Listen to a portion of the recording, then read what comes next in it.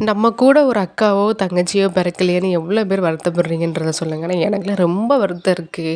ஏன்னா வந்து அக்காவோ, இல்ல தங்கச்சியோன்றது வந்து பார்த்தீங்கன்னா, அவங்க வந்து நமக்கு அம்மாக்கு சமம் தான். ஏன்னா அம்மாகிட்ட ஷேர் பண்ண முடியாத விஷயத்த கூட நம்ம வந்து நமக்கு அக்கா இருந்தாலோ, இல்ல தங்கச்சி இருந்தாலோ வந்து ஷேர் பண்ணலாம். நான் இதுக்கு முன்னாடி இருந்த குவார்ட்டர்ஸ்ல வந்து பார்த்தீங்கன்னா, அவங்களுக்கு வந்து அக்கா உண்டு. அவங்க வீட்டு ஃபங்ஷன் ஃபுல்லா இவங்க அங்க போய் ஒரு 1 வீக் இருக்கிறது. இவங்க வீட்ல ஏதாவது ஃபங்ஷன்னா இவங்க இங்க வந்து ஒரு 1 வீக் இருக்கிறது. ஒரே மாரி சேரி எடுக்கிறது, எங்க போனாலும் ஒண்ணா போறது.